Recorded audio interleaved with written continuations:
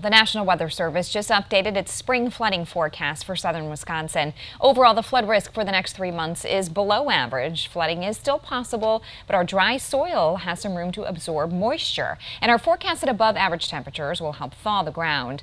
That said, specific individual events and heavy rain could still lead to isolated threats. Despite the below average flood risk, Emergency Management Services says it's always good to be prepared. As we wrap up Flood Safety Awareness Week, Madison Rios has you covered on how you can keep yourself and your home safe. As Flood Safety Awareness Week comes to an end, Wisconsin Emergency Management is reminding people this is the time of year where the snow starts to melt and rains start to move in more frequently, bringing an increase in saturation to the ground. This saturation increases the chance of that water piling on top of the ground and flooding our communities. Our state is not a stranger to flooding. It's one of the most common and one of the most devastating disasters that we experience here in Wisconsin. Flood Safety Awareness Week is a good time of year to check and make sure you and your home are prepared for a flood.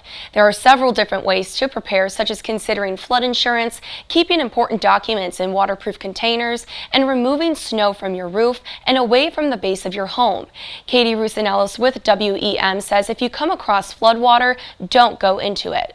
Main thing when it comes to flooding, a huge message is to turn around, don't drown, whether that is trying to drive through floodwaters or even trying to walk through floodwaters. It can be very dangerous, and it only takes 6 inches of floodwater to knock a person over, and it only takes 12 inches of floodwater to carry a vehicle away.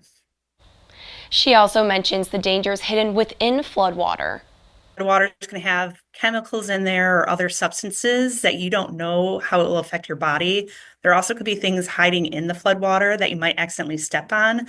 So it is very dangerous to do that if you're going out in the floodwater. So whether you're walking or driving and you come across flooding, try to find an alternative route.